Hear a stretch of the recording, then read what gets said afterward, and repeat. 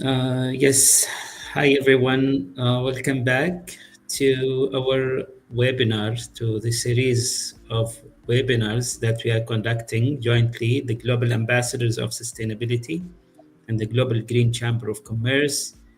And today we are having the Global Forum on Social Entrepreneurship, Policy and Sustainability. So we will have a lineup of prominent guest speakers for today, and I'm inviting Ms. Michelle Thatcher for an opening remarks. So the floor is yours, Ms. Michelle. Thank you, Dr. Wassam, and welcome everyone who's joining us today from LinkedIn and as well as our speakers. Today we are exploring what it takes to transform communities through enterprise models that are not only profitable, but profoundly human-centered and sustainable. We will begin with Professor Muhammad Saeed and Mr. Nanang, who will share two perspectives from Indonesia, one rooted in Islamic economic empowerment and the other in water sector social enterprise models. We will then hear from Dr. Safa, who will speak on the values of purpose and behavioral culture needed for true social entrepreneurship. After that, Ms. Minal Durasario and Ms. Alzina Abu Bakar will take us to the UAE and Singapore, showing how policy, trust, kindness, and behavioral sustainability can shape national ecosystems. And finally, Ms. Renan will present global policy insights and regional opportunities, showing how social entrepreneurship can scale sustainability. So we're really excited for everyone to be joining us today. And please mark your calendar for the 30th International Talk, which will be next week, Thursday, December 4th. And as a celebration, this was such exciting news for us that when we really looked at this platform and the engagement that we're having, usually I will say there are between 1,000 to 1,500 views that happen over time for each and every video that is being seen. But what was super surprising to us is that we have this level of engagement that, as LinkedIn shows, is world class. They said it's not just good; it is absolutely top notch, because the average engagement is for videos is 3.82%. You can see one of our highest videos was 25.2, and our lowest one was 4.1%. So even the lowest video that we had as far as engagement was still so far above. So we're 3 to 5 times higher than any that are out there. So I want to give thanks. This is to all of you who are participating today. This is to our beautiful speakers who are giving us the most important information that everybody wants to share. So thank you for the comments. Thank you for sharing the videos. Thank you for asking the questions, for being just such an engaged audience with us. And as usual, we know that there are so many challenges that are happening in the world, and with each of us that might be difficult. So there's war, there's famine. And so we wanted to take just one moment, one breath of silence to give peace, love, and kindness out there in the world. And we will extend that today to our speakers and give them strength going into this session. And a few friendly reminders. Again, we encourage participation for all of you who are joining us on LinkedIn. We welcome your thoughts, reactions, insights. Please share right now. Feel free to share your location. It's always fun to get your city and country, and ask questions consistently for each and every presenter. There are no dumb questions, so don't worry about that. We will ask them after all of the speakers have presented. And just keep in mind that this is a space for open, inclusive, and uplifting and positive dialogue. So, with that, I'm going to pass it back to Dr. Wissam because without him, we would not be here today. And I just want to give gratitude for being able to be part of this program with him, our speakers, and our audience today. So, Dr. Wissam. Yeah, thank you so much, Ms. Michelle, for these remarks. And we move to our first speaker, Dr. Safa Al Hamaida. Dr. Safa is a senior consultant of international affairs and social entrepreneurship from France. So the floor is yours, Dr. Safa. Hello, everyone. Distinguished guests, dear colleagues, and dear friends. It's really a great joy and an honor to join you today.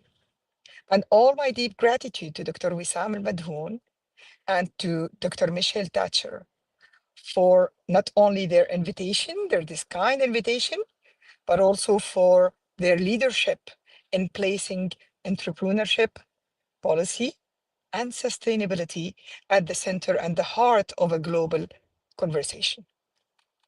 Allow me today to take you with me in a trip for 10 minutes to explore together a simple idea. Let's see together how can we move from an ecosystem to a real ecosystem. For decades, our economic story has been driven by the ecosystem, my company, my market share, my profit, and my success. This ecosystem certainly has produced innovation and growth, but it has also produced exhaustion, exclusion, and ecological collapse. Today, the planet is asking us for very clearly to upgrade our story. An ecosystem economy is totally different. We function out of a total different space. The space where my success is linked to your success. Business is linked to public policy. Human well being is linked to the health of rivers, forests, soil, and air. In an ecosystem, the question is no longer how much can I take? The question becomes how much can we together regenerate? This is where entrepreneurship, policy, and sustainability must meet. So let me start with entrepreneurship as it is my masterpiece. I work with students, leaders, and founders who are full of ideas and passion. They want to create, to build, to contribute, but many of them also feel a deep tension. They keep asking, how can I build a successful company without betraying my values, my mental health, or the future of my children and grandchildren? This is why I speak about conscious entrepreneurship. Conscious entrepreneurship means, for me, three things. First, awareness of the impact. Every business model is a climate model. It's a social model. It's a psychological model that shapes how we live, how we relate, and how we feel. Second, alignment with values. Entrepreneurs must ask not only is there a market for this product? They need to ask also, is the world truly going to be a better place if this grows? And third, responsibility for the invisible, for the emotions inside teams, for the hidden costs in communities, for the long-term consequences that do not appear in the quarterly reports. Consciousness is not a luxury. Consciousness is infrastructure. Without it, even the best technology will just reproduce the same old problems, and even worse. But individual consciousness is not enough. If we ask entrepreneurs to be sustainable inside an unsustainable system, we are asking them to swim against a very strong current. This is where policy becomes essential. Policy is the invisible architecture of our ecosystem. It defines what it is normal, what is rewarded, and what is simply too expensive to ignore. If pollution is cheap and regeneration is expensive, we should not be surprised by the results then. If speculation is rewarded more than long term investments, we should not be surprised by instability. So we need a wise policy, a policy that sends a clear message to the market. This kind of message that we need to send to the market. Regeneration is profitable. Transparency is expected. Exploitation has a cost and a very heavy cost. That means on the ground, tax systems that favor circular and low carbon models, incentives for clean technology and social innovation, requirements for social and environmental reporting, public-private partnership that accelerate that translates the transition instead of slowing it down. Policy can be a wall that blocks the future or a bridge that carries us in the future faster and safer. Today, we cannot afford walls, but we need bridges. Now, let us connect all of that to the sustainability. Sustainability is often understood as doing less harm, using less water, less energy, producing less waste. But in the era we are entering, less harm is not enough. We need recognition, restoring soils, protecting biodiversity, healing communities, and rebuilding trust. The question here for entrepreneurship and policy today must be, how do we design systems where the most profitable thing to do is also the most sustainable thing to do? And to answer this, we must expand our definition of value. For many years, success was measured mainly by financial and profit.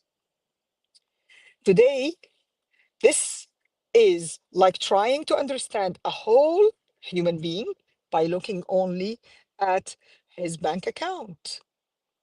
We need at least four dimensions of value, what I call in my theory the four P's. We need value: people, planet, purpose, and profit. For people, we need to ask, are we enhancing human dignity, equity, and mental health? For the planet, just let's ask ourselves, are we really staying within planetary boundaries and restoring what was damaged? And for purpose, what drives us? Does this activity truly serve the society? And for profit, that is not to neglige, is the model financially healthy and resilient? When we measure all four values, we see reality more clearly, and we can design better decisions. Education and leadership for the ecosystem age is very important. What does that mean in practic way? It means entrepreneurs become architects of solutions, not just builders of products. Investors become stewards of the future, not only hunters of returns. Universities and schools teach not only how to create a business, but also how to create value for life. As a professor, I see that young people do not want to choose between doing well and doing good. They want them both. Our responsibility as professors and education system is to make that possible. So we must teach emotional intelligence alongside financial literacy. We must teach systems thinking alongside marketing And we must teach ethics and consciousness alongside innovation, because the companies that will truly thrive in the coming decades are those that integrate head, heart, and planet. Allow me to end my speech with these three invitations. I invite entrepreneurs and business leaders to dare to build companies that your grandchildren will be proud of. Ask in every strategic meeting, how does this decision move us from an ecosystem to an ecosystem? I also invite policymakers and public leaders to dare to write laws that protect what cannot be replaced: clean water, healthy soil, public trust, the mental health of your citizens. Make it easy, make it even profitable for entrepreneurs to do the right thing.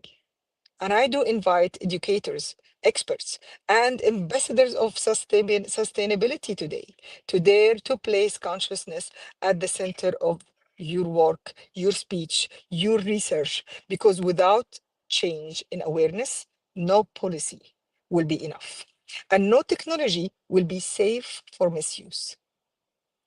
The future, my dear followers and listeners to me today, the future is not a place to discover. It is a place that we can design and recreate together. Entrepreneurship provides the creativity, policy provides the structure, sustainability provides the compass, and here comes my theory of the golden triangle. When these three work together, we move from an ecosystem that divides, exhausts, to a true ecosystem that includes, regenerates, and inspires. This is not only possible, it is a necessity. And it starts with choices we make today. Each choice that we make today and we make each day, it starts in spaces exactly like our space today. Thank you so much. And I will be happy to answer and to discuss further what I presented today later in the question and answers. Thank you. Yeah, thank you so much, Dr. Safa, for these enlightening remarks. And we move now to our next speakers. So we'll have Ms. Minal Durazio, the Managing Director of World Kindness Trust, and Ms. Azlina Maria Abubakar, the co-founder and CEO of World Kindness Trust, for delivering their remarks. So the floor is yours.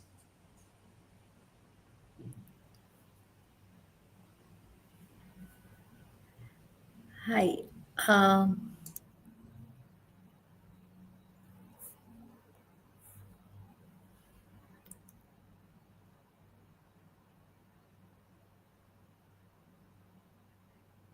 Thank you.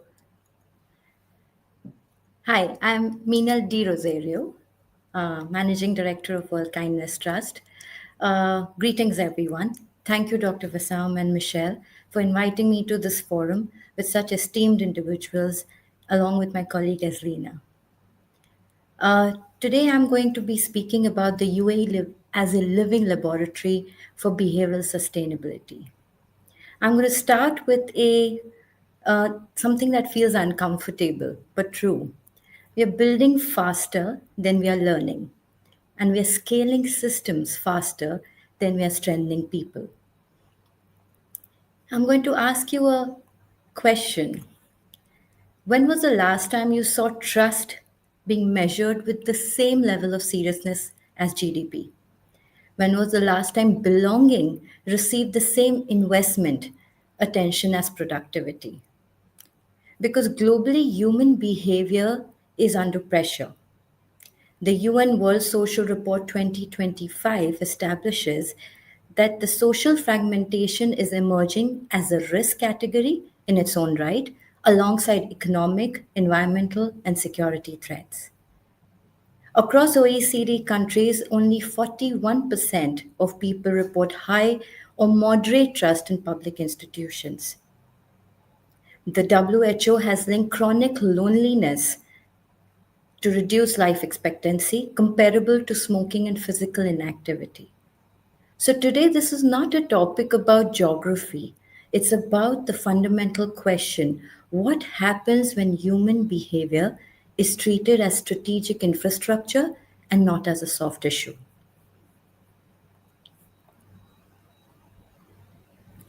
I have returned to the UAE. This is my second stint here, and I've returned after several years. And the beauty of it is that there are 200 nationalities, constant population churn, fast development, high performance expectation, and very small margins for social failure. If social cohesion weakens here, you notice it very quickly. That makes this environment useful as a case study. When you combine migrant majority demographics, cultural plurality, rapid urbanization, economic stratification, and high psychological demand, behavior cannot be left to chance. It must be designed, observed, and strengthened. This isn't unique to UAE. It's the future condition of cities everywhere. You can take it as London, Singapore, Nairobi, Jakarta. Social behavior is no longer cultural, it is structural.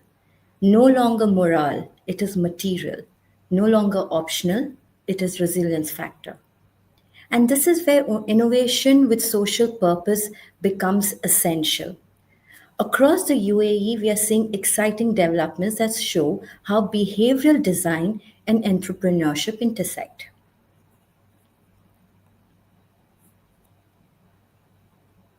Building on the UAE's unique social landscape, there are a few innovation emerging where it matters most. At the intersection, which even Dr. Safa mentioned, about people, purpose, and technology. Rising of well-being tech. Community tech and sustainability ventures are growing, addressing the everyday needs of diverse population. Youth as drivers. Programs like the Sustainable City Youth Program in Dubai empower young people to lead initiatives in climate action, inclusion, and mental well being, turning awareness into measurable impact. Solution innovation. Something which I found extremely interesting, and actually I dig deeper into it, was the Masdar City, which has been designed in Abu Dhabi. And the premise of it was energy use through clean infrastructure, mobility through walkability and low carbon transport, waste through built in sustainability systems, and community through shared human centered spaces. The key message here is sustainability succeeds when behavior is designed into the system, not added on as later. These examples show how behavioral design, social purpose, and innovation intersect, but having initiatives is only the first step. The real challenge comes in translating these into measurable, scalable impact, which leads us to the next slide: the gap between policy and adoption. So, I'm going to narrate certain practical aspects. In Japan, the scale of social isolation among the elderly has led to the creation of National Ministry for Loneliness. In Singapore, social enterprises receive funding only if they can demonstrate measured social impact, not branding. In Scandinavia, which is very close to our heart, kindness is embedded structurally. Long parental leave, shared community responsibility, low hierarchy governance, high institutional trust. These are not emotional reforms, they are economic strategies. Because behavior drives productivity, public health expenditure, crime levels, workforce sustainability, and education outcomes. Surprisingly, World Economic Forum has estimated the poor mental health alone has cost the global economy over $1 trillion annually. Social breakdowns cost more than policy failure. It just doesn't appear on balance sheets. World Kindness Trust exists because this gap exists. We are not advocating emotion. We're building an architecture for behavioral measurement. Our kindness index tracks trust, empathy, belonging, community health across organizations, schools, communities, and urban systems. These four pillars predict resilience, productivity, institutional trust, workforce well being. Kindness is not being nice, it is policy compliance, workplace function, youth resilience, and the most important, civic confidence. Our intention with this index is not to rank societies. We detect patterns.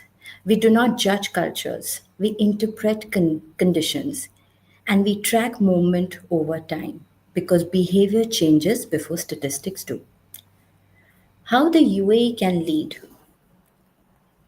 So we start here.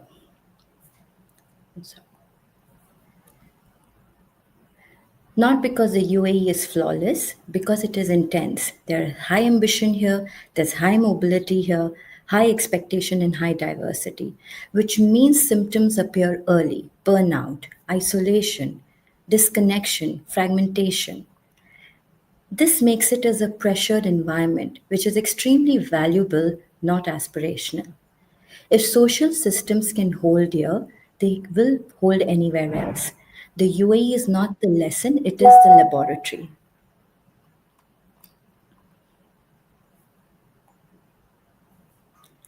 Every system we design eventually rests on behavior, not regulation, technology, or money, but people. The nations that will endure this century will not be the largest, the richest, and the fastest. They will be the most cohesive, trusted, and emotionally literate and socially intelligent. So here's my invitation. Let's measure behavior like infrastructure, design systems that anticipate fragility, fund dignity like innovation, and treat kindness as a strategic intelligence. Because sustainability is not only environmental, it is behavioral. And when behavior strengthens, everything else stabilizes. The UAE is increasingly taking a bridge role, connecting GCC with Africa and Asia through shared development goals, innovation pathways, value led collaboration. We invite policy partners, innovators, foundations, and networks such as HA Global Impact Ventures, under whose vision World Kindness Trust operates in Singapore, and currently we're co creating solutions like the Kindness Challenge, an initiative run in collaboration with Do Good People, first one in Singapore, where we embed behavioral metrics into sustainability and business, making kindness a shared, actionable narrative while combining measured innovation and cross regional impact to advance behavioral sustainability. Together, we can embed behavioral metrics into sustainability and social entrepreneurship, ensuring that impact is not only designed but measured, scaled, and sustained. As I end my note, there's one particular quote actually was very important for me, having a 17-year-old son, was that we are racing against time to build a future worthy of our children. Very articulatedly quoted by His Highness Sheikh Mohammed bin Rashid Al Maktoum. So I would like to end here. Thank you so much.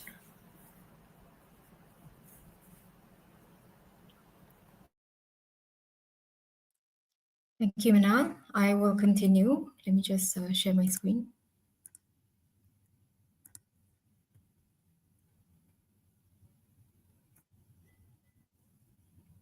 All right. Okay, a big thank you to Dr. Wissam and Michelle for convening this very important webinar. I'm very thrilled to be here, as how Minal has mentioned, amongst the other accomplished panels of speakers. Hang on, my slide is gone now.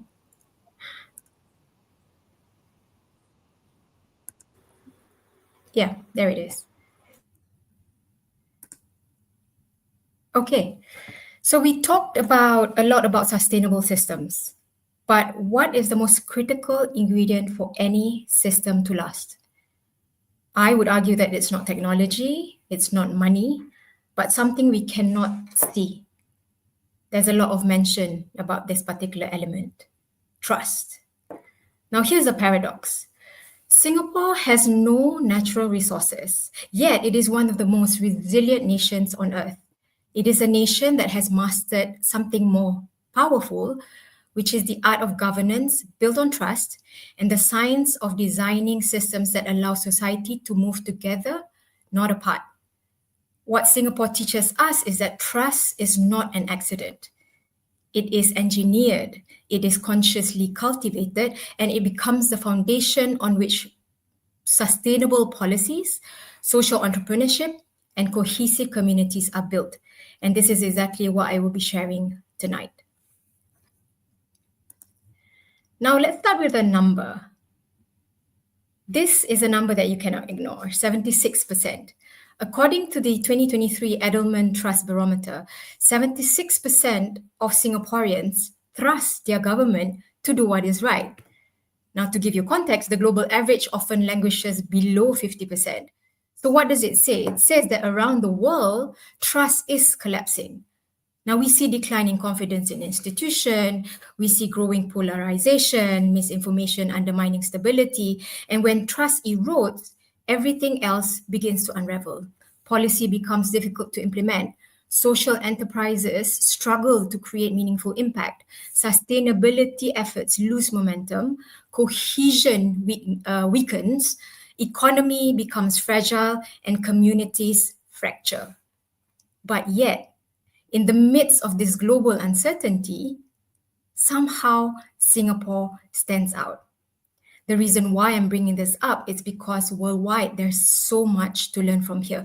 What sets Singapore apart is not merely efficiency, it's not merely discipline, but it is behavioral coherence. What is it? It's a shared rhythm in how people respond, how people align, how they participate, how they show up for one another. And this builds resilience and it ensures sustainability. Singapore is a rare example of a high trust society in a very low trust world. This is where the government, businesses, communities, they operate with aligned behaviors and mutual accountability. Now, what does this behavioral coherence enables? It enables policies, it enables social entrepreneurship and sustainability to reinforce each other and create a virtuous cycle of impact.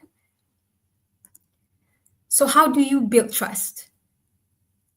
You don't just hope for it, you architect it, right? Singapore's approach is that sustainable societies don't just emerge out of nice slogans. They are consciously designed through systems that make trust as a default outcome. So this happens through what I call the social architecture in this nation. So the first example is the urban planning. It starts from urban planning. Our HDB towns, they are not just blocks of flats. If you come to Singapore, you will see high-rises, blocks of flats. They have been engineered for interaction. The void decks, for example, the common spaces, the community gardens, they are the modern equivalent of the village well. During the old times, people go and take water, they go to the well, people among the villagers will talk about things, update people about it. This is also something that the government wants to inculcate, to encourage communication among different races within the country. So they become incubators for community-led social enterprises, from gardening collectives, which employ senior citizens, to repair cafes, to reduce waste, to build skills. These are among the initiatives that they do. Second, behavioral nudges. Now, this policy guides choices. For example, the National Step Challenge, it didn't force the Singaporeans to be healthy. It made it fun. It made it very rewarding. It gamified it. So, for example, the recycle or the food waste programs, they use similar incentives. So this is sustainability driven by design, but not by decree. Third is a very powerful one, our community networks and policies. There's something called the ethnic integration policy in the HDB estates that I mentioned just now. This is a masterclass in social design, okay? It ensures every block reflects multiracial society. In Singapore, there are Malays, there are Chinese, there are Indians, and there are other multiracial ethnicities, right? So what is the result from this? The Institute of Policy Studies found that HDB residents consistently have more friends from other races than those living in private unregulated estates. So this policy manufactures everyday empathy and makes social cohesion a lived reality. And finally, senior support systems like active aging centers. Now, they create both a safety net and a platform for social enterprises to thrive, especially in elder care, mobility, and mental wellness. Now, policy and trust, both of these elements create the stage, but who are the actors? This is where the engine kicks in. Singapore is home to 400 active social enterprises, according to a report in 2023, but I think by now it's probably close to 600. Now, these social enterprises, they are not charities. They are not charities waiting for handouts. They are businesses that convert the trust, cohesion built by policy into tangible and scalable impact. Now, let's look into two areas. Okay, number one is the inclusive employment. There is this restaurant chain called 18 Chefs. So what they have provided is that they have provided stable careers and reintegrated hundreds of youth at risk and ex-offenders. Now, what have they done? They are directly tackling social exclusions and turning it into economic participation. How amazing is that? Second one is elder care and community support. Organizations like the NTUC Health Silver Group, right? They provide active aging programs and daycare. What they're doing is basically they are scaling solutions that pure charity cannot sustain and that the government should not monopolize, of course. So these are among the few proofs that a trusted environment allows mission-driven businesses to flourish. Now, from all this, what Singapore did right?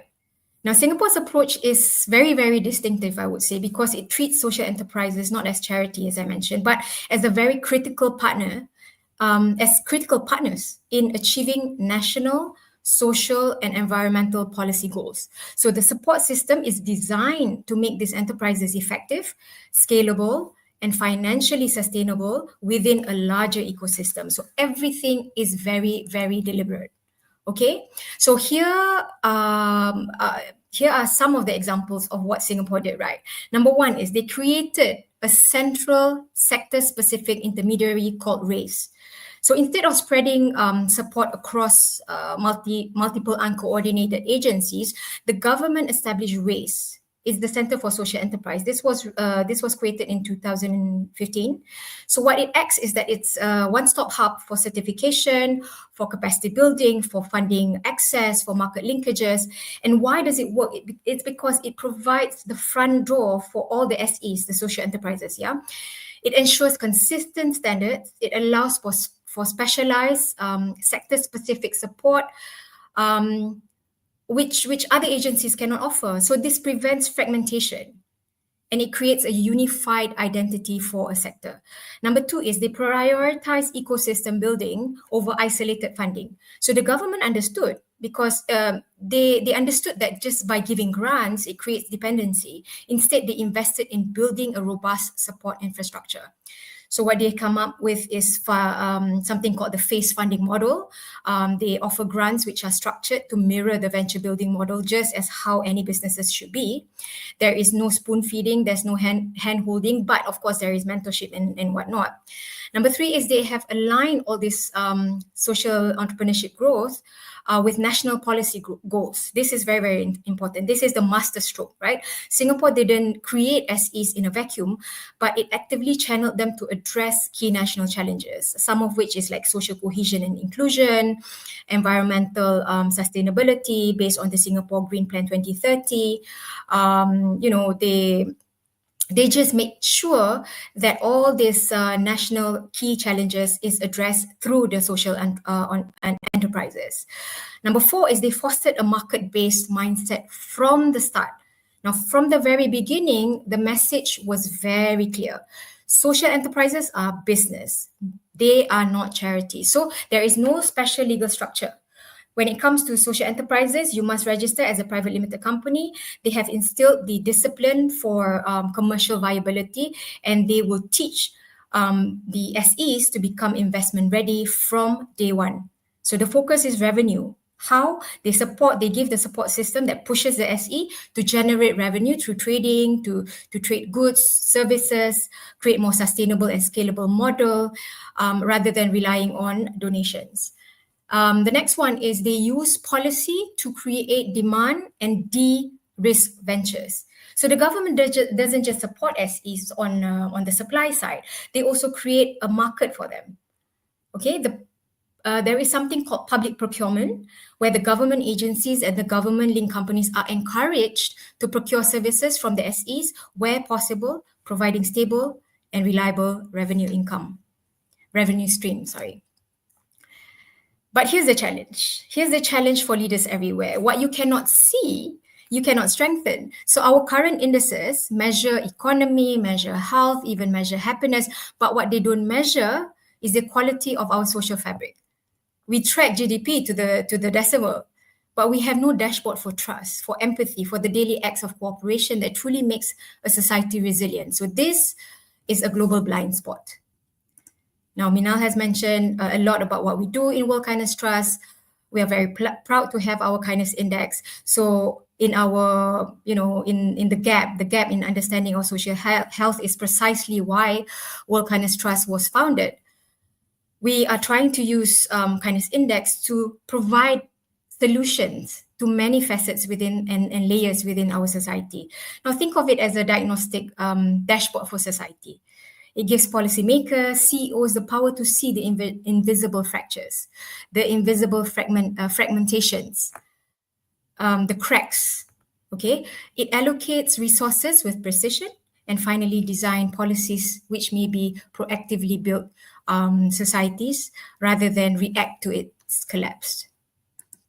Now, imagine a world where nations are compared not just by economic strength. We talk about so much about numbers and profits, and we've become too capitalistic sometimes, right?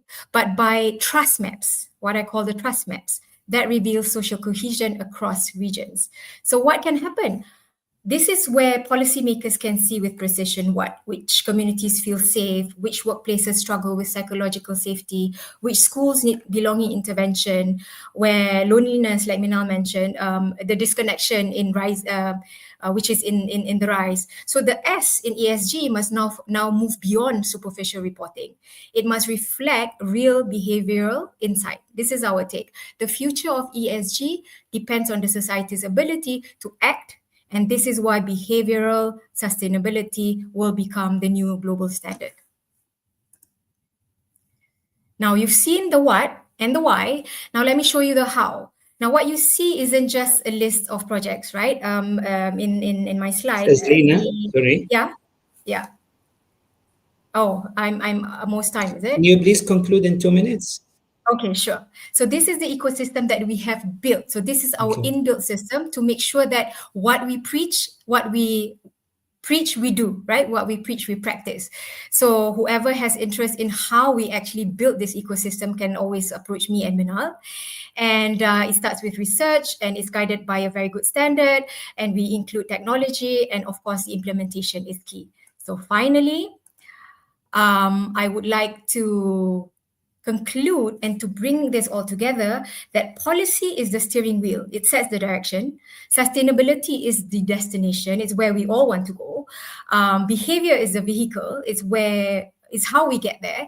Trust is the fuel. It makes the journey possible. And finally, social entrepreneurship is the engine that drives relentless innovation on the road ahead.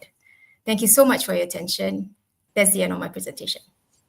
Thank you so much, Mrs. Lina, for the interesting sharings. And we move now to the next speaker, Prof. Muhammad Sayed. Prof. Muhammad is a professor at the State Islamic University, Sharif Hidayatullah in Jakarta. So the floor is yours, Prof. Sayed.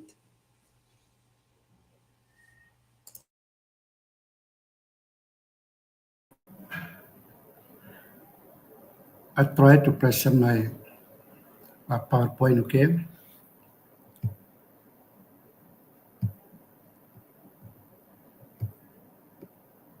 Your PowerPoint is up on the screen, and yes, so my PowerPoint. Can you see all? Yes, we can see your Okay. PowerPoint. Thank you And very much. just want to let us know when you need to change screens, and we can change your screen. Okay, thank you very much. Bismillahirrahmanirrahim. Assalamualaikum warahmatullahi wabarakatuh. Ladies and gentlemen, distinguished speaker tonight, it is a blessing to me to be among of you tonight. So as a member of this forum, I appreciate firstly is our moderator, Ms. Mitchell, for her dedication to coordinating this forum. Thank you very much. And also I appreciate our brother, Pak Dr. Wesam Al-Madhon, for inviting me to be one of the tonight's speaker. I thanks to all speaker, Miss Minal de Rosario, Miss Azelina Maria Abu Bakar, and then Dr. Safa Al-Hamdiah, Miss Rehan Al-Majali, and Pak Nanang Subhana Dirja. Today, I want to share what I have seen, I heard, and felt throughout my academic journey as a researcher or ethnographer, and as the chair of Sharia Supervisory Board at Islamic Relief Indonesia. Our team has worked directly with and learned deeply from the community living in the extreme poverty in several provinces in Indonesia, particularly on the island of Lombok. Okay, the title of my presentation today is, as you see in my slide, a social entrepreneurship and Islamic economic ecosystem approach for the sustainable empowerment for extremely poor community in West Nusa Tenggara. We deliberately focus on East Lombok because extreme poverty in these regions remains among the highest in Indonesia, 11.78%. This affecting approximately 654,570 people.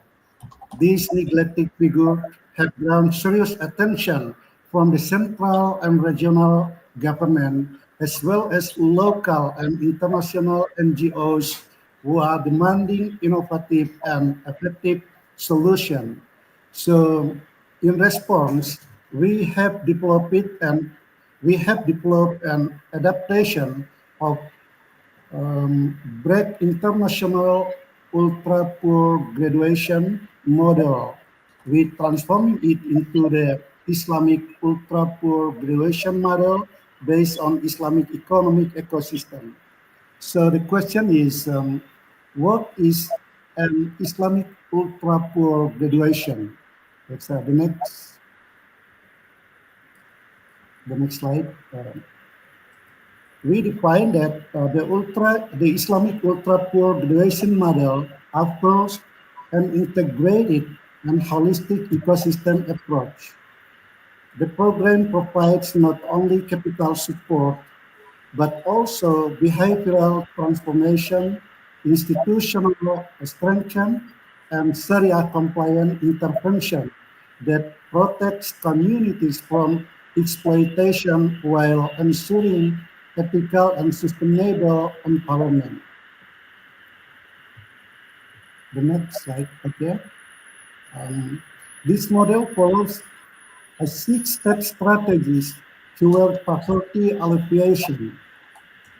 The first is social mapping, is to identifying target household and then understanding their socio-economic condition. The second is literacy and mindset training. It's building financial literacy and entrepreneurship and mindset, and also the readiness for behavioral transformation of change. The second one is asset transfer, which means that we provide a productive asset to support income generated activities. And the fourth, fourth is facilitation through self-help group. This one. It needs to try strengthening for sport discipline and also community-based empowerment. Fifth is progress monitoring and mentoring and intensive coaching. And the last one is graduation. We hope that extremely poverty people transform from the mustahik to be the muzaki. Okay, the next is this one, our experience. That's our program covers 5 village in East Lombok, with the diversification of business, which consists of first, you can see here, it's so small. Okay, the first is cattle farming.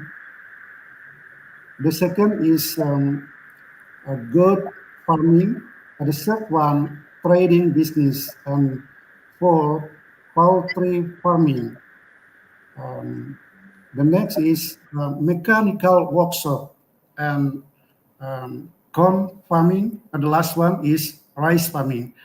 This is the diversification of businesses we provide to the community who are living under the extreme poverty in West East Lombok. So a total of, this is still in the slide, a total of 960 beneficiaries participate in these programs. It is nearly 1,000 people. The result demonstrates a strong multiplier effect, not only economically, but also socially and ecologically. Most impressively, we observe a significant increase in spiritual awareness, which reflected in the increase of charitable and practices and donation. It demonstrating that the empowerment is not just about income, it is about dignity, hope, and moral strength. So the next, yeah, this is, I have explained that. So why does the Islamic ultra poor graduation model succeed? Yeah, the last one, the last slide. One small, uh, uh, one small. Okay. This is, I explained this one. Yeah, I explained that why does the Islamic ultra poor graduation model succeed in East Lombok? It is because it integrates 4 power pillars. The first is Islamic microfinance integrated with zakat and intensive training. The second one is capital combined with a long-term or ongoing training. The third one is supportive ecosystem involving NGOs, government, community, community leaders, and also religious leaders. Um, the next is Sharia compliance intervention. We build the consideration of the community to be brave to reject no interest, no usury, no gambling, and no presumptive lending, and no exploitative practices. So together, I think this element promote economic resilience and also social empowerment and ecological attractiveness, while respecting local tradition and also cultural identities and community wisdom. Okay, that's all what I present tonight. It is an honor to share this insight with all of you. I look forward to learning together, exploring new collaborations, and strengthening our collective efforts to advance social entrepreneurship and sustainable empowerment, especially for the world's most vulnerable communities. Thank you very much. Yeah, thank you so much, Prof. Sayed, for sharing this interesting model. And now we move to the next speaker, and we'll have Mr. Nanang Subana Dirja. And Mr. Nanang, he's the CEO of Islamic Relief in Indonesia. So the floor is yours, Mr. Nanang.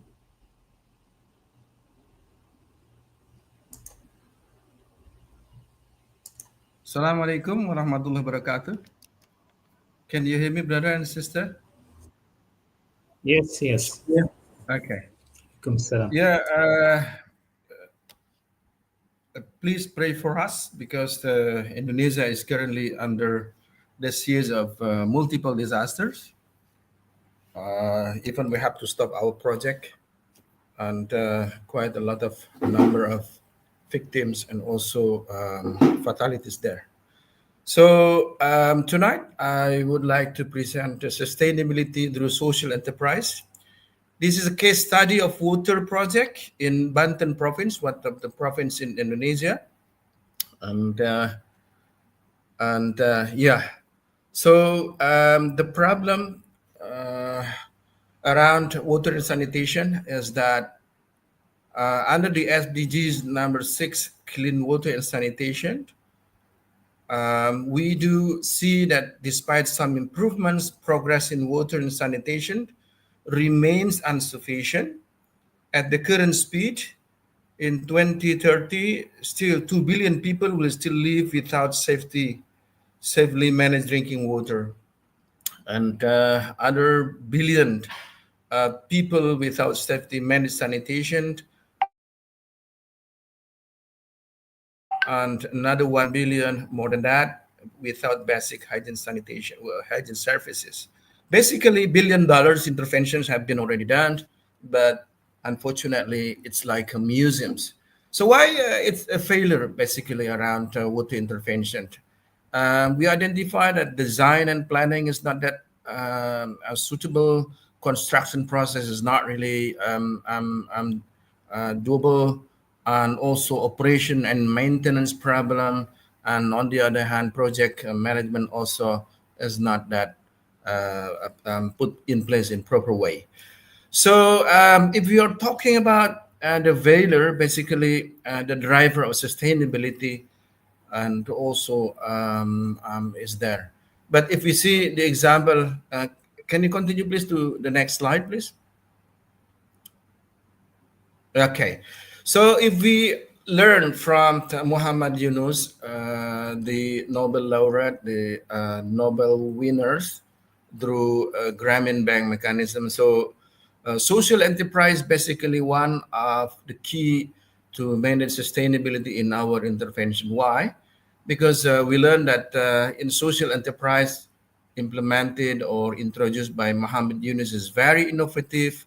Why innovative? Because this is something that beyond the current the current or the practical situations there, and this is also grounded in wisdom challenge. It means that normally, if we are talking of access to money, then the poor, especially the women, cannot go to the bank, so this is not bankable. But through Grameen Bank, the Muhammad News made some a breakthrough, and by having like peer pressures, then financial sustainability can be maintained and can be managed, and then the group within the Grameen Bank participants, they have a social objectives. They set up the same vision, the same understanding, and also the same responsibility. So they are sharing responsibility, and also they are sharing the purpose. And also there is a dedicated leadership over there. So leadership is very important in the Grameen Bank mechanisms.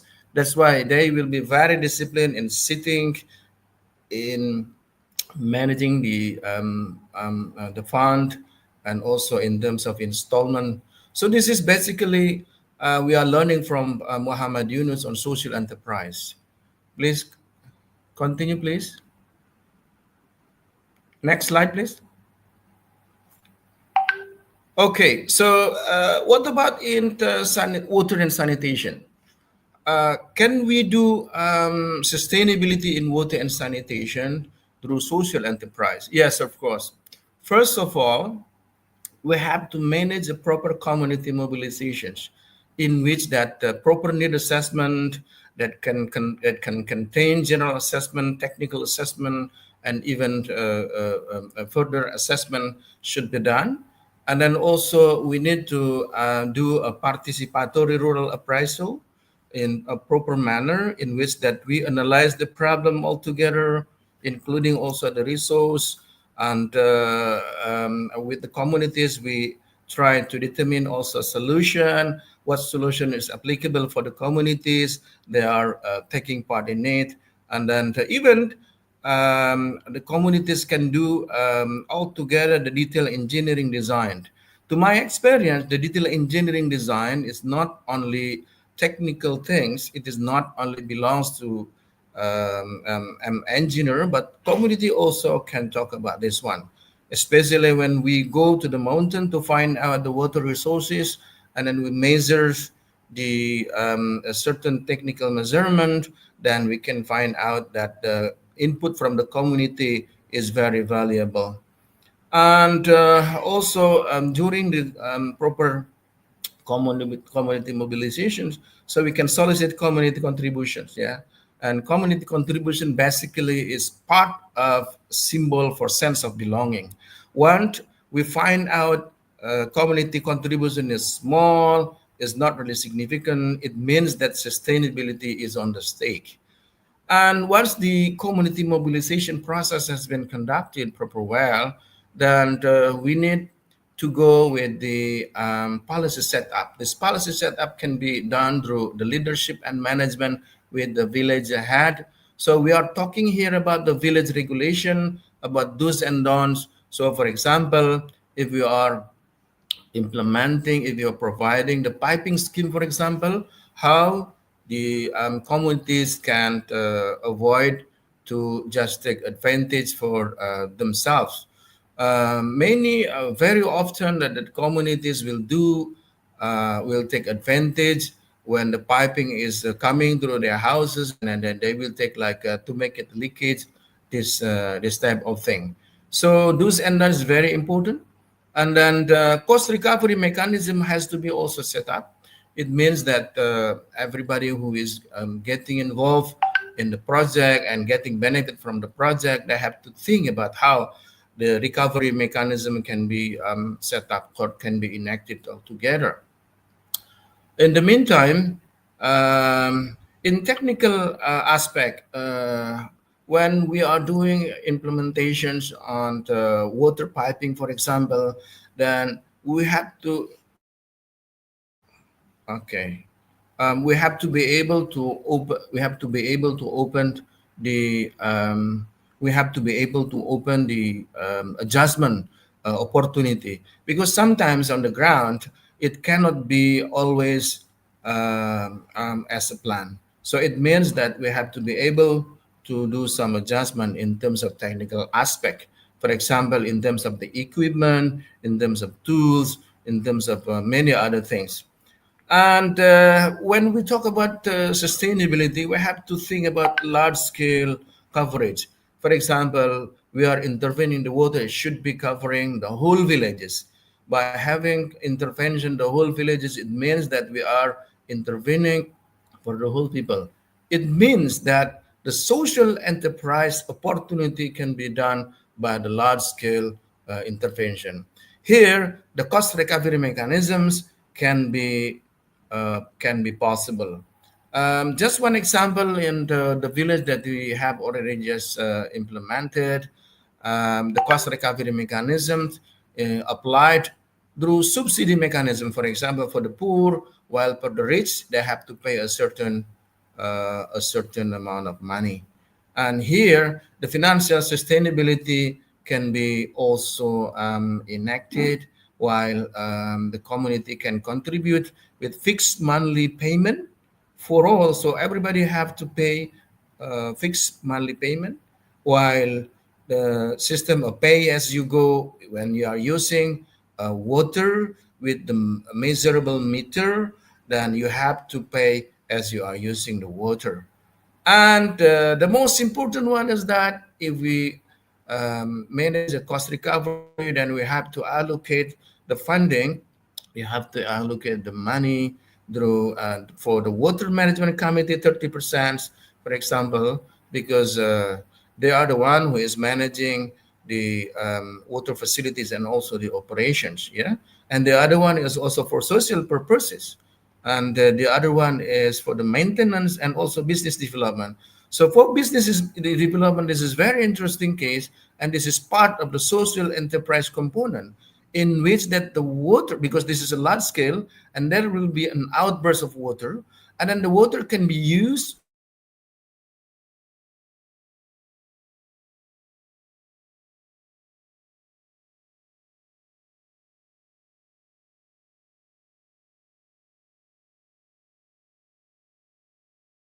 we set up a swimming pool. The swimming pool is using the exit water, and the exit water can only be happening with the adjusted detail engineering design. And this detail engineering design is can be successful because we are implementing the meters. So many failure happening because of technical problem. For example, the water is coming to the house. Everyone got the water meter. Everyone got the water, but they don't want to apply the water meter. This is not, this is cannot be applied. The water meter is key for a successful social enterprise. So this is the learning from the project of the water that we have implemented in our village. I hope that I can hear from the rest of Thank you you. for the line. Thank you very much. Assalamualaikum Thank you so warahmatullahi. much, Mr. Nanang Shabana, for this interesting model and experience from Indonesia. So now we move to the last speaker for today, Ms. Rehan Al-Majali. And Ms. Rehan, she is a PhD candidate on entrepreneurship and innovation at University Science Malaysia. So the floor is yours, Ms. Rehan. Thank you. Thank you, Dr. Wissam. Thank you for organizing this excellent webinar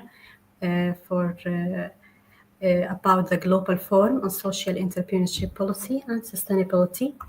The first, I want to know exactly about what the difference between the social enterprise different and the traditional non-profit. What the difference between us? The difference between us is non-profit mostly live on donation and grant, and they don't share any profit with owners.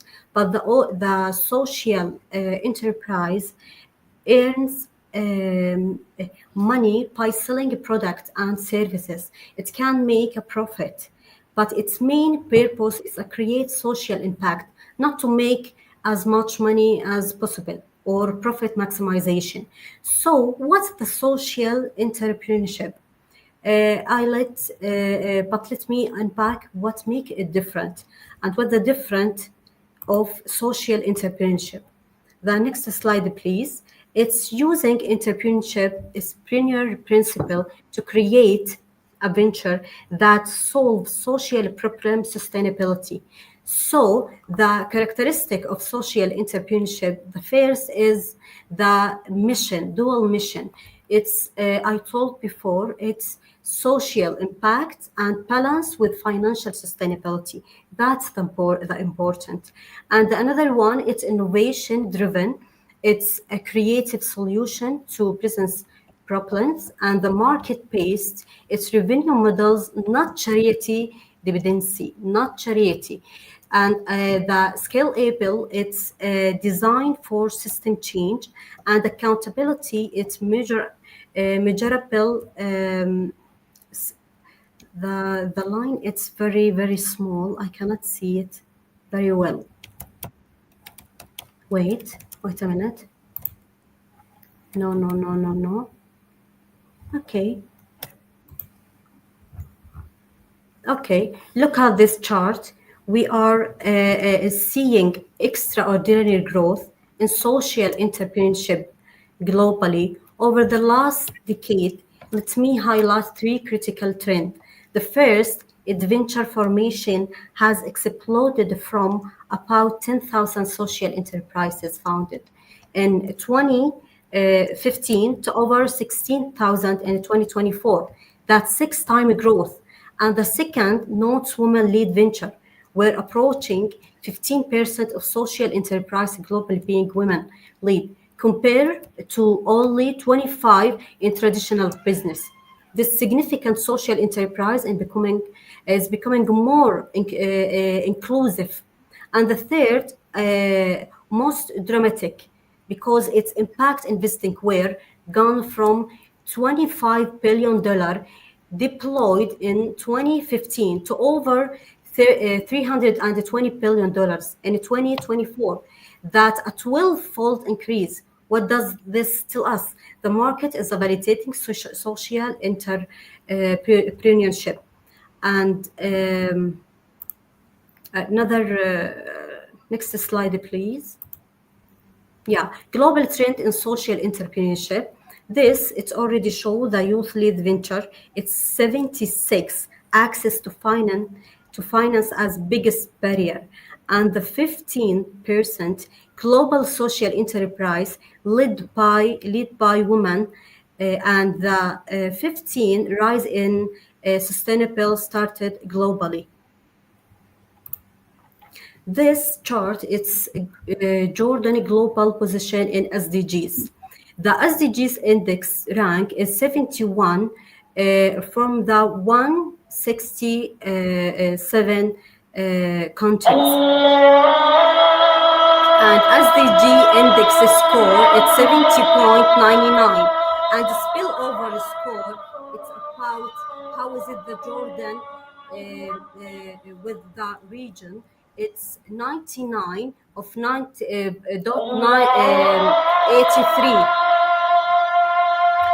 So this chart, it's already, wait. Ms. Rehan, can we break for a while? Maybe we can get some I don't hear it because questions. the mosque is near, very near. Okay. Can you break just 5 minutes? Yep. So, Miss Michelle, maybe we can get some of the comments, and then we go back to Miss Rehan later on.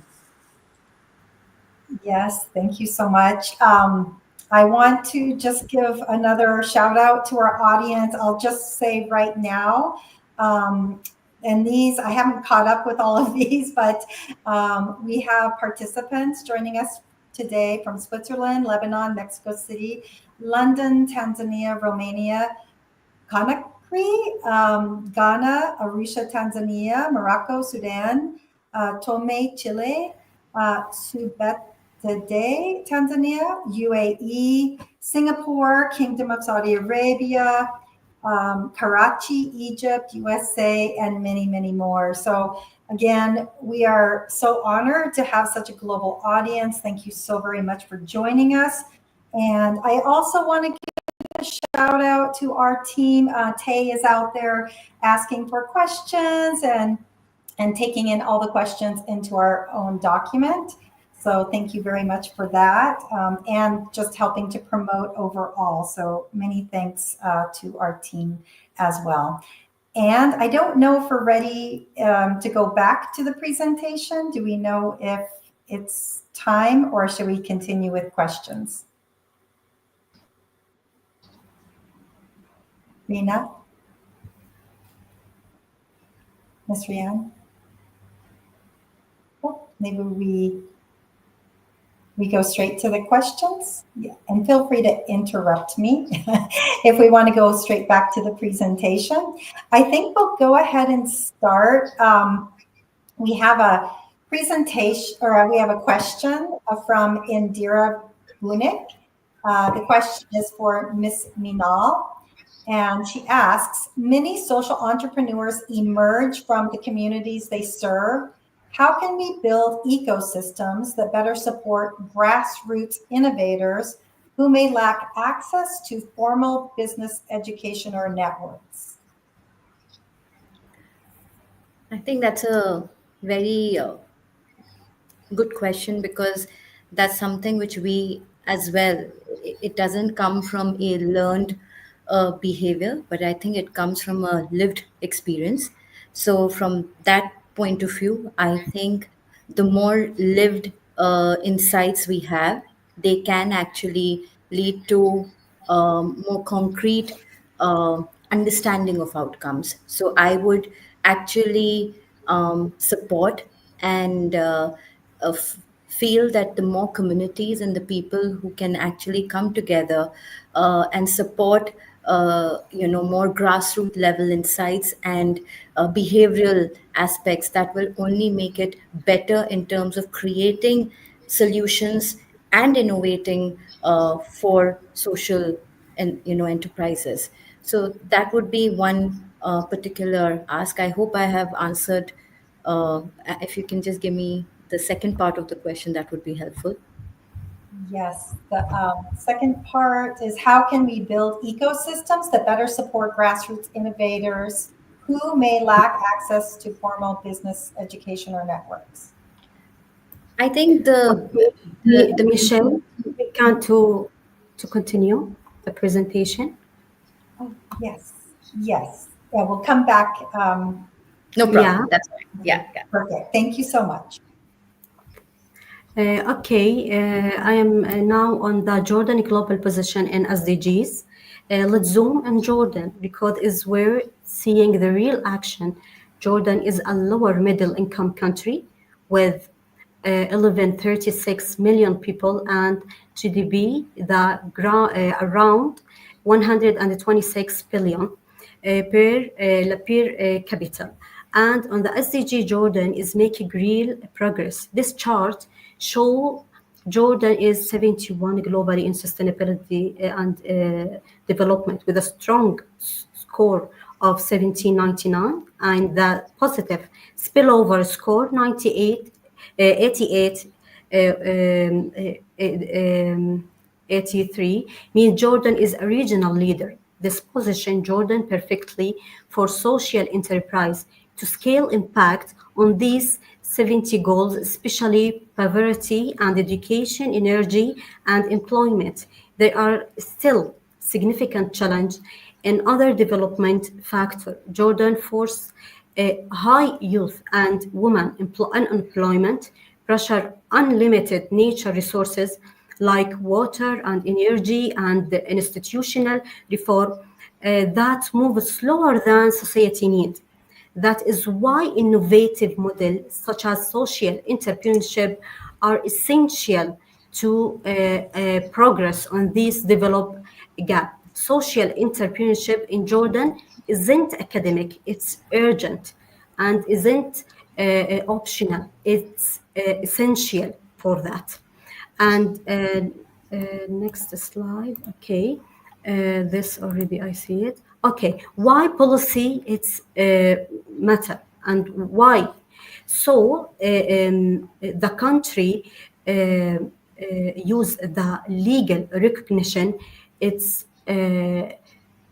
increase 30% higher in social entrepreneurship density and clear if apply the clear framework it's improve 14% better finance access and if supportive policy it's faster scaling greater impact. So this it's the country global variation narrow and I didn't see the slide, sorry. Very well. So next slide. This is the policy challenge and solution and why exactly key policy challenge, how to address them. The first policy or the challenge, it's the definitional ambiguity because it's no clear legal definition of what constitutes a social enterprise. And the finance access, it's a problem because it's unclear tax treatment or difficulty and regulatory burden and limited governance capacity. All this is the challenge for the policy. And next slide is the MENA innovation leadership. It's about in Jordan. What is the social entrepreneurship? It's ventures or enterprises. The first is Rawak Al Urdun, Jordan. Rawak Al Urdun, Jordan. Wait a minute. Is the example actual venture doing remarkable things that Rawak or Rawak al-Urdun. They taking culture asset, ancient site and traditional craft and turning them into economic opportunities. They not choosing between tradition and development. They are integrating them. There is what equitable development look like and Zatari refugee entrepreneurship. Here is our over 3,000 registered business. Every month, this business generate more than 13 million in economic activity. So why they generate more than 13 million? Because they policy change and the right to work. When refugees go to the right to legal work, they didn't wait for handout. They become entrepreneur. They created business and job and dignity. There's a power of policy enablement. A single policy decision creating 13 million monthly in economic activity. Jordan pioneered this. It's a model the Jordan should replace. And the circular economy, it's social enterprise taking textile waste, old clothes and factory scrap, and turning them into marketable products. Jordan global rank in 49 out of 137 on a global entrepreneurship index. That's strong, but here's the real story. It's the ecosystem support from organization, okay, like in hand and business incubators. We're seeing momentum and the foundation are being laid and the opportunity are numerous. Next slide. Okay, this already the barriers in social entrepreneurship. It's about the access to finance and the entrepreneurship training. And this slide, it's ecosystem challenge, solution and opportunity. The challenge already I told before, it's access to finance and entrepreneurial skills gap and the survivor rates and policy awarenesses. And the solution, it's a blended finance and impact investment and capacity building and the skills training hub. What the opportunity? The opportunity is to technology enable scaling. That's the opportunity. And another one is the impact highlight innovation case study. How it's the Jordan is already do it or innovation. The first is renewable energy. 11 of energy from renewable growing toward independence and green job created. Another one, it's water and tourism. It's innovative management system and green tourism initiative and social impact. It's 1 million beneficial. And the next slide, this research insight, entrepreneurship and strategic agility. What is the strategic agility? It's a drive growth and impacts, and it's already ability to rapidly sense market change and respond through strategic adaptation. Why it's critical for social entrepreneurship? Because it's critical for social operating in evolving environment with changing social need, funding landscape, and regulatory context. Here, it's 23% faster growth if enterprise sensing market signals and competitive pursuit grow 23% faster than those without sensing capability. And 18, adoption advantage. Strong adoption practice, its growth by 18 enables scaling while maintaining mission. And trouble increase, reach, increase.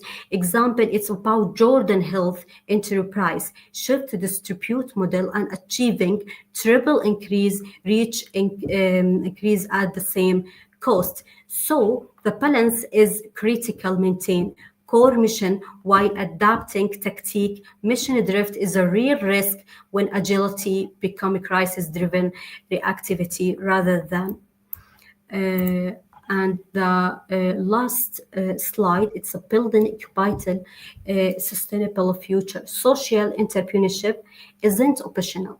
It's essential. Our job is to create conditions for it to thrive at scale, and the opportunity is real.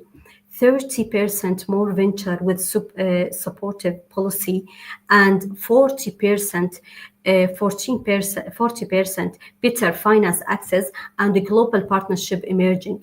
And the time is now because we can collaborate with each other, with policy maker and investor and entrepreneur and the researcher to create a sustainable solution. Thank you.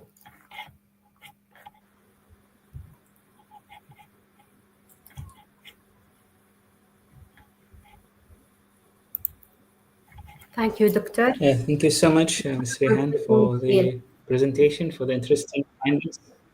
Thank you. So I'm inviting Michelle now to handle the Q&A session. Yes, thank you so much to all of our speakers. And thank you, everyone. This has been such an amazing dialogue on LinkedIn today. I know we didn't quite finish Ms. Minal's question, but we do have a lot of questions, and I want to get to just a couple of others if it's okay. And so we have one for Ms. Alzina. What are the most significant systemic barriers preventing social entrepreneurship from reaching its full potential? And what would it take to dismantle them? And that is from Strong Truth from Morocco. Wow. Thank you so much for the question. So first is what are the most significant systemic barriers preventing social entrepreneurship? I think in some countries, not particularly in Singapore, I am also, I have I have other businesses in Malaysia as well.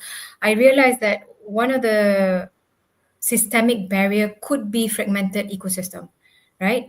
It could also be a question of, because for example, in Singapore, as I mentioned, RAISE was set up in 2015 and it's a one-stop center for everything social enterprise, from funding to structure, through strategy, through everything, and how it's basically the front door. It's basically the front door that the government has created for the SEs to come in, and they somehow has this responsibility to make sure that all these SEs make money as how true blue businesses should be, right? But this is not the case for any other countries. Other countries, for probably bureaucratic reasons, there could be fragmented ecosystem. Besides that, there could also be maybe in terms of funding, short-term funding cycles, for example, because what I realize is, more often than not, these are the companies or setups who need money when they don't have money. So banks and other financing companies will just give you money when you have the money. So it's really, it's very counterproductive. And even if they give money, it's very in terms of it's in a short-term funding cycle, right? I think there's also, the barrier could also be from the lack of behavioral cohesion itself, because some people, or rather some companies, they don't see each other as collaborators, they see each other as competitors. But we believe, at least in our ecosystem, in Work and Trust and our other verticals, we believe in collaboration, building the ecosystem, because when you thrive, the other thrive too, right? And I think alignment in terms of infrastructure, right? It's very difficult for social enterprises to scale beyond the pilot stage. So because most of them operate in silos, so people don't know how to help you if you don't ask for help. So to me, in this world, you gotta, number one, claim your space, and if you don't know, you ask, because there are so many avenues that and organization that can actually help, and sometimes it's on the entrepreneurs themselves to actually break those barriers. Yeah, I think, have I answered the question? Yes, thank you so very much. And Dr. Bassam, are we out of time today? I know we have a lot of questions, and I will say if we don't get to everyone's question, which we did not, but we will try to point the speakers in the direction of the questions and have them also answer possibly on LinkedIn. So we continue with the engagement. But Dr. Bassam, what is your preference?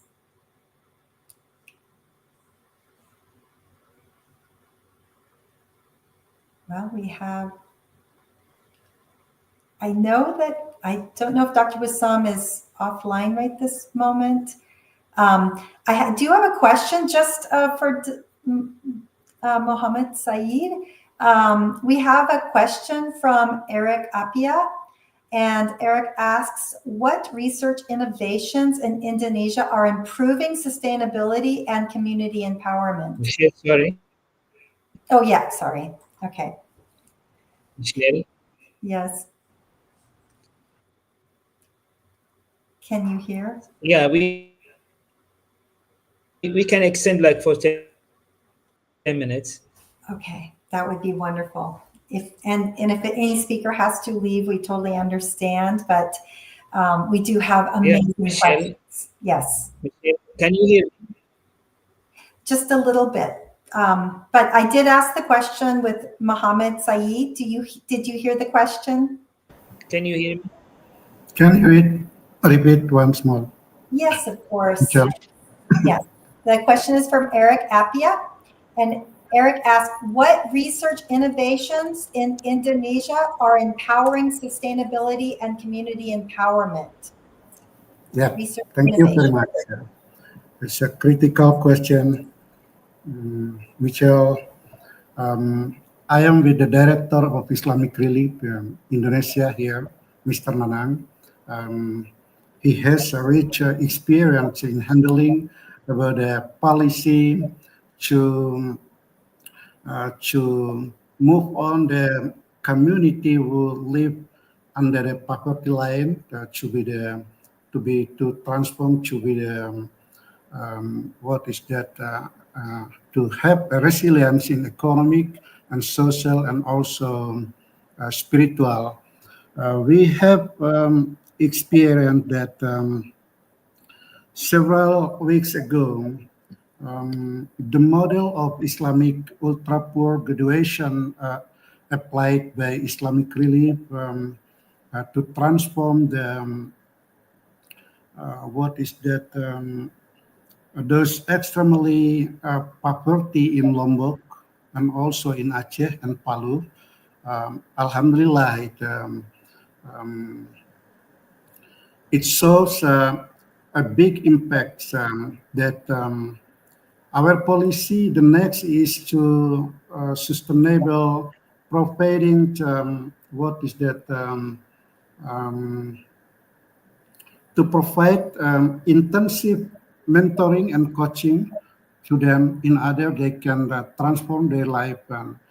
So we think that it is not enough for us to provide them with the capital alone, but we also have to transform their mind, their attitude, and also injecting their knowledge. That's all what we do now to make the effort sustainability. Maybe Pak Nanang can help me to answer the question, please.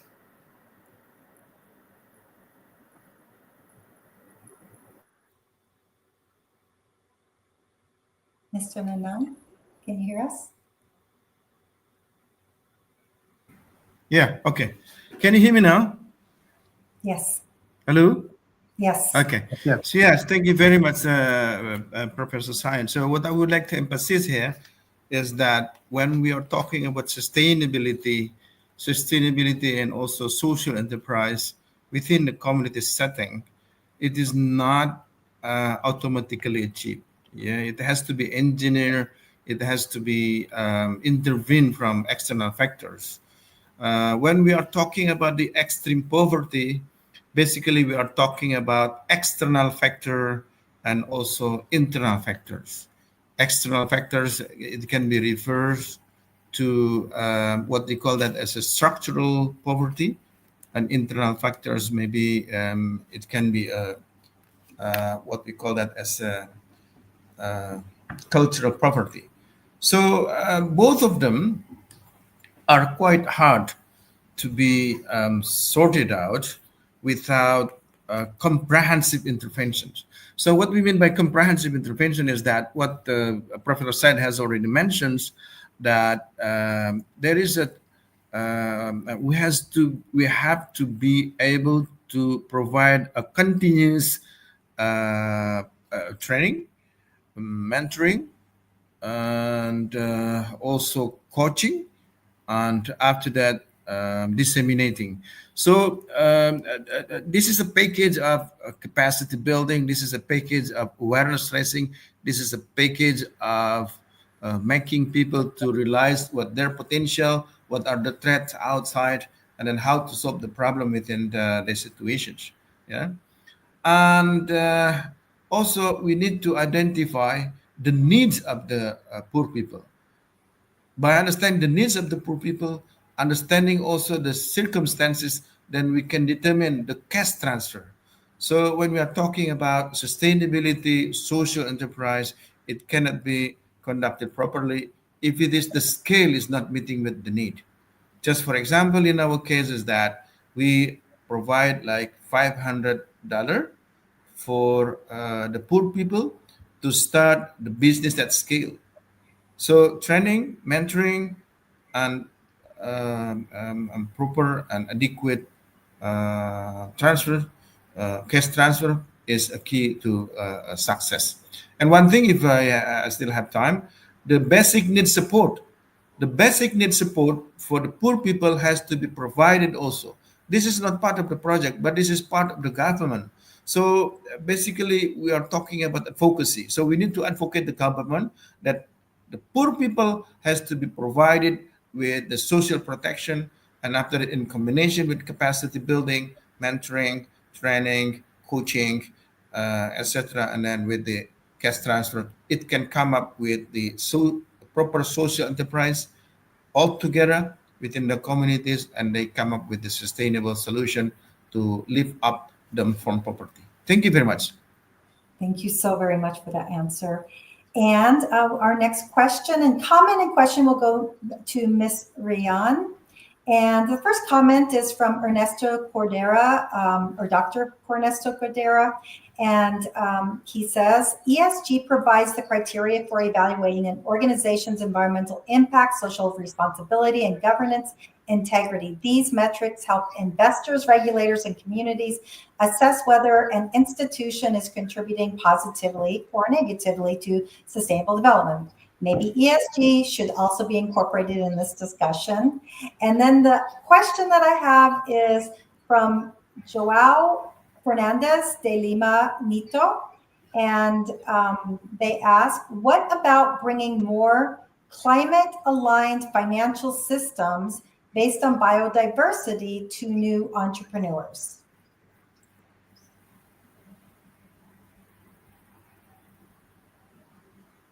And Ms. Rian?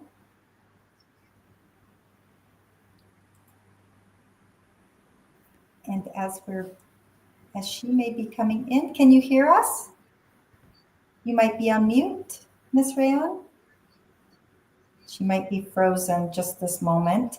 As she's coming back in, I just want to make a note that the QR code that is on the screen is available for each of you to receive a certificate of attendance today for this particular program, as well as reaching out to let us know if you know of esteemed speakers like we have today might be a viable speaker in the future. So let us know. And also what actions you're taking because of this particular program. So again, feel free to use that QR code to get your certificate today. And I think we might have lost Ms. Rian, and I know that we're probably out of time for these questions. So I'm going to pass it back to you, Dr. Wissam. Yeah, thank you so much, Michelle. And I would like again to thank all the speakers for those interesting sharings. And I think today it was one more unique webinar, since we have a lot of real scenarios, which is a real example for people to show that sustainability, it's not only theoretical and talking theory, it's a lot of global examples being run and implemented, and this will give hope for people to adopt the sustainability practices and concepts in their projects. And I think the backgrounds of the speakers from the non-profit organizations, academia, that again bring the attention to the ongoing dialogue that is needed to create more fruitful discussions. So I'd like again to thank all the speakers and the audience for their engagement. So thank you so much. We'll see you again next week in the next webinar. So have a good time, everyone. And happy Thanksgiving for those who are celebrating. See you. Bye-bye. Bye, everyone. Thank Bye, you. everyone. Thank you very much. Bye. Thank you, everyone. Thank you.